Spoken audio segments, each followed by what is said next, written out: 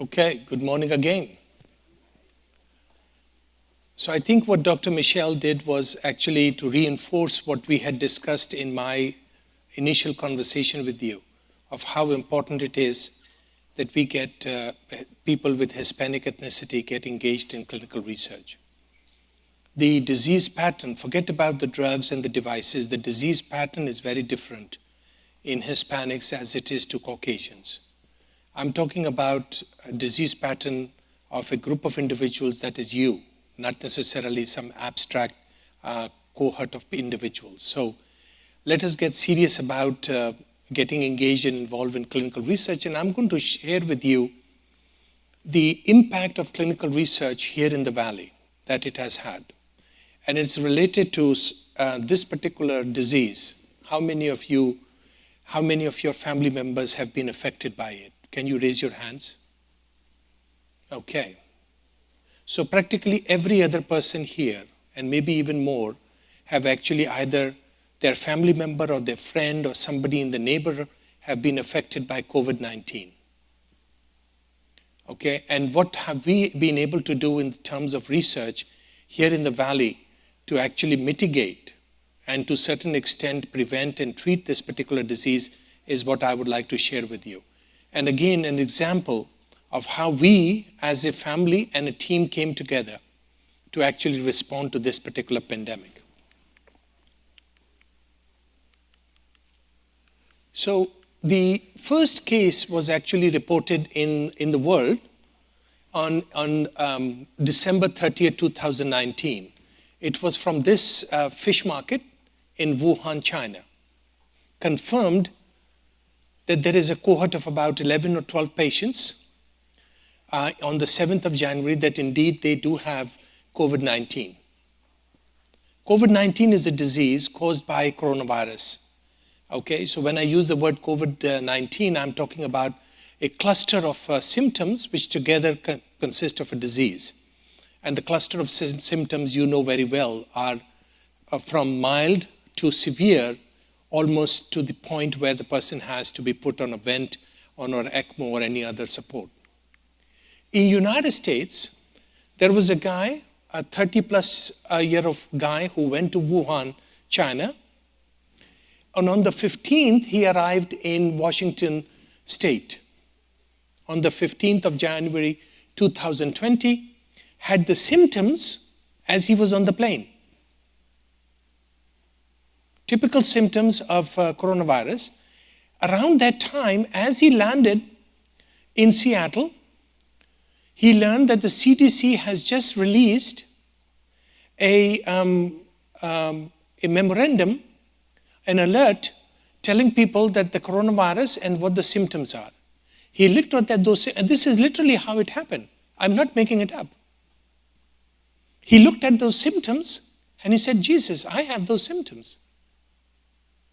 Maybe I should go and get myself checked up. And guess what?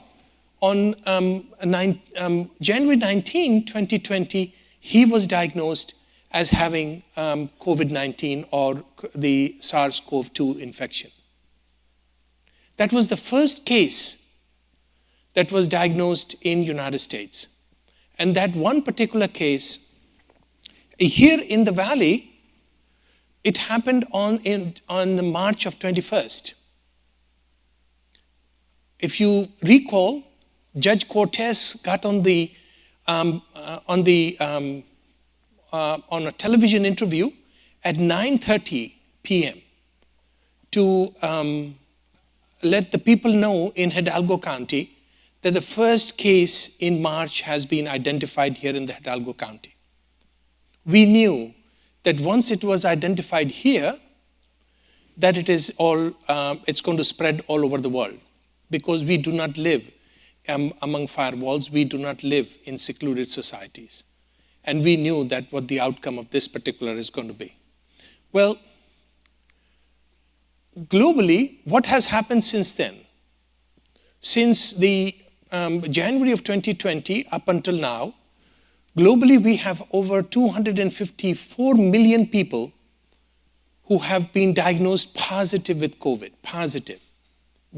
There are many others, by the way, who have never gone for testing, have developed all the symptoms of COVID, may have had COVID, but they did not go, ended up either getting recovered or dying.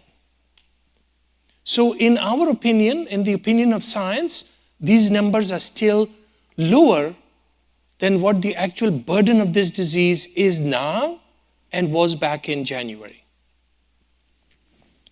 Look how many people have died. Over 5 million people have died because of this particular pandemic. Over 5 million people in the entire world. Has there been any death in someone that you knew as a friend or a family? Raise your hands. There you go. You have been personally affected by this.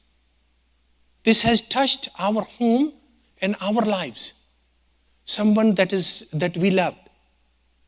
That is what COVID has done. Look what it has done in the United States. Over 47, and by the way, as we say that the number of positives are actually lower, we also believe that the number of deaths are underreported. Because we do not know if this particular person who died, and people die of natural causes, if this particular person died of a natural cause, or perhaps of COVID, or any other disease. So we also believe that as the number of positives are low, the number of deaths are also low. By what percentage, we have no idea. Look at what happened in the United States and look at what happened in Texas. Over 47 million people have been diagnosed positive. And here in Texas, about 4.2 million people have been diagnosed positive. 73,000 people have died here, and 765,000 people have died in the United States. This is the worst pandemic that this particular country has seen in the last 2 centuries. The worst pandemic as far as the death is concerned. The worst. And it's interesting because right now, today, as we are sitting here and talking about this, more than 1,200 people are going to die by the end of the day. Not here in Hidalgo County, I'm talking about in the country. And let me tell you the worst thing, and I'm sorry to be the bearer of this news. The 5th peak is about to come. It has already started in the Northeast. It was already there. Lockdowns are happening in Europe. Europe is only a pond away from us. Atlantic Ocean is only a pond as far as human trafficking transmission is concerned. It's already there in the Northeast. The numbers are rising. From the last week alone, there were 24% more people who were diagnosed positive. And 1,200 people are dying every day. Think about it for a second. 1,200, we take it as if, okay, 1,200 people are dying every day. As if this is a statement that we should not care about. One of those 1,200 might be your friend, your family member. And all of a sudden, the whole catastrophe comes to our doorstep. And then we become alert about what is happening. So COVID has actually given us a serious self-reflection of how we are as humans and how we are approaching this particular disease in the best possible way. Now, what was our response? When this thing happened, the first case was actually diagnosed in Washington State. We knew that this is coming our way. There is no stopping. In fact, when it happened in Wuhan, which was a few days before that, we knew that this is going to end up on our shores, on our doorstep, in our bedrooms. That's what's going to happen. So how did we respond? So we did a lot of self-reflection. The team that you just saw, Dr. Trevino was with us at that time. Dr. Monica Betancourt and I were the lead for what we were doing. Let me tell you, this lady and myself did not sleep for a number of days. We have been made ourselves available 24/7 to the community to help them. in how we're going to overcome this COVID pandemic here. But we went through a process of self-reflection. Self-reflection, not just us, but as a society. So we brought all of the people that were part of the Research Institute together, and we sat down to discuss how are we going to encounter this. God forbid this becomes a serious issue. The first thing was that we knew that a mega tsunami is headed our way. Not a tsunami, but a mega tsunami is headed our way. This was important because until or unless we actually make a determination of what the challenge is, we will not be able to come up with solution or possible solutions. So that was the first thing we actually identified. The next thing we did was that we realized that with the exception of the DHR Research Institute, the people that you just saw, which was actually not in existence 3 years from now. If you were to go back to 2018, this time, this date, and ask yourself, did this research institute exist? No. Yes, Dr. Trevino was actually here in 2014-15, and she was putting the research infrastructure together. And without that, it would not have been possible for me to come in, work with her in moving this into a full-blown, self-standing, non-for-profit research institute here in the Valley. It would have been impossible because all the elements were there. The only thing we had to do was to gather them together and make sure that we succeed. So the first realization that we did when we sat down in March was that there is no, well, actually we sat down in January, February, is that there is no such infrastructure in the entire Valley. It's almost like think about it. It's almost like having a forest burning and there are no fire brigades, with the exception of one. And that is what we were feeling back in 2020 in February and March. So the burden on our shoulders was huge. We wanted to make sure that we actually rise to this particular occasion and do what is the right thing. And we also knew that this particular virus is going to be highly contagious. Everything that we have known about coronaviruses in the past, and very little that we knew at that time, we knew that this is going to be contagious. But we also knew that there is no intervention, both in terms of prevention or treatment, that's currently available. Okay, so think about it. You have a forest that's burning, but you have no water. Can you imagine that? And that's the reason we called it a mega tsunami, that this is going to be of a serious order, that we have to really be innovative in coming to the rescue of our community. So what was our response? Well, the first thing we did was that we created a COVID hotline. It was a 24/7 hotline where we provided services to our community. Our physicians, they had no idea what COVID is. They had no idea what coronavirus is. They did not know. Even today, we get calls from them. We have now become the center. I'm sure that many of you or your parents must have seen us on TV talking about various treatments options that are available to treat COVID or to prevent COVID. So that is the first thing we did. We knew that the community is not fully armed as far as the information is concerned, and what can we do to help them. The second thing was that we actually started a conversation with regional hospitals.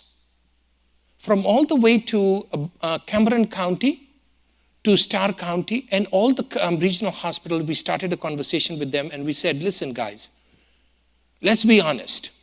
You have no infrastructure for research. And if you do, then let us know. We would like to partner with you. Otherwise, for what we know today, you do not have an infrastructure for research, so let's come together. We started talking to the health departments of various counties, and we brought them together. We also started talking to the federal and state health departments, and to the NIH and to the CDC about how an FDA of how we're going to work together with this upcoming pandemic. And this is what we did, we created what is called the RGB Collaborative for early diagnosis, prevention, and treatment of COVID. And what this particular, we led this particular initiative here at the DHR Research Institute. It involved 11 regional hospitals, 4 county health departments, and 92 physicians.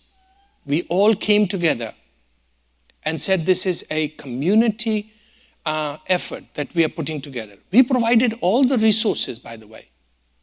We didn't ask any regional hospital or health department to give us a single dime or to even give us any effort of any individual. DHR and DHR Research Institute provided all that 24/7 to everyone.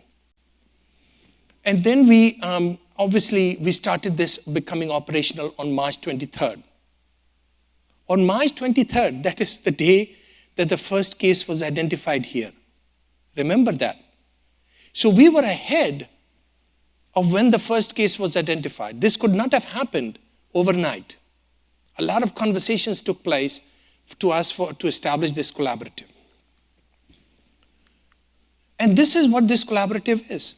These are all the hospitals that are part of this as of even today. From McAllen Medical, you can go to Valley Baptist Harlingen, to Brownsville, to Starr County Memorial Hospital. All of these are actually part of this particular collaborative.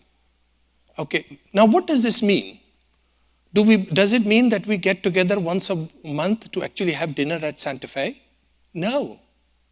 It actually means that we are actually providing them with services on a regular basis. What are those services? Remember convalescent plasma? How many of you remember convalescent plasma as a treatment for COVID? Okay, well, what did we do? We were the ones who actually provided that convalescent plasma. We screened the donor. We actually then had the plasma taken and distributed to them from here all the way to Starr County, Cameron County, and all the rest of the places. This was a 24/7 effort. We would get calls at 3 in the morning, at 2 in the morning, that we need plasma. Here is the patient. And what was the outcome? Well, we infused about over 3,000 patients and over 4,000 units of plasma across the valley. This is not just at DHR, by the way, guys. Although we carry the name DHR, but at this time we were carrying the burden of the community, not that of DHR alone or of people who are being treated at DHR. And since then, we have done numerous other studies. For example, when monoclonal antibody treatment became available, we were the leaders in the community to actually start this particular therapy for the patients. Okay? When the 4th wave came, which was the recent wave that we are just witnessing, we actually worked with the state to establish an infusion center here at DHR so that we can actually treat, and we have treated to date a little over 2,000 patients in that infusion center with monoclonal antibody. And we have been treating patients with monoclonal antibody in our emergency room, in our unit. We have a mobile unit, and also in our research institute, we have treated over 500 patients with monoclonal antibody treatment. We screen each and every patient before we treat them. These are all the studies that we are currently engaged and involved in, and I'm not going to bore you with it. I'm just going to give you a very sort of a broad look of how we are actually engaging and involving in the area of COVID-19 to make sure that we not only have a better prevention, but also better treatment. We are entering into a different phase now, and that phase is called long COVID. These are complications of COVID that far persist beyond your acute complications. And we are now starting to work on those long COVID complications. We have a mobile research unit which has been funded by the NIH standing here on our site to actually provide care to the patients and involve them in clinical research.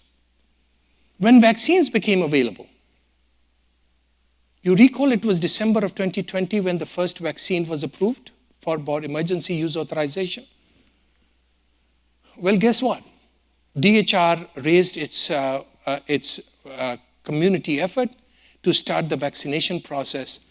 And the first vaccine that was actually given to a patient or to a subject here was on December 17, 2020. First vaccine. And that was a Pfizer vaccine. Okay. And this particular, up until now, which is up till the 13th of this month, we have actually given over 258,000 doses of vaccine. We do it here in the back. We have gone into the community to give these vaccines. And we have gone into Bert Ogden Center to give vaccines. So we are the largest vaccinators in the community. Why? The only reason is because we are very much engaged in caring and making sure that you, the community, get the best treatment possible. And this was our response to COVID. We are now the leaders in prevention and treatment of COVID in the Valley. People call us from all the way above Monterey, asking us questions. It's probably a friend of your family or your family member who lives in Reynosa or Monterey or other parts of Mexico. They call us. Our local physicians call us to find out, okay, well, this is happening, how to act. And now they call us for things which are other than COVID, which is precisely what we wanted to happen. Unfortunately, it was the pandemic that brought about that change. And that is what I told you earlier, that the pandemic did only one good thing for us, and that was to highlight the importance of research. And I want to make sure, and I pray to God that we get rid of this particular pandemic and find a cure for this and a prevention. But I can tell you that it is over. But I want to make sure that this particular level of recognition of the importance of research does not actually get reduced over the period of time. Again, thank you for your attention. And I really hope that my talks, the 2 talks that I gave this morning, the conversations that I had, would actually impress upon you the importance of research and how it is actually very close to your hearts, to your homes, to your family, to your loved ones. And that we get, all of us, join our hands in making sure that we are engaged and involved in research and in the discovery and innovation. Thank you very much.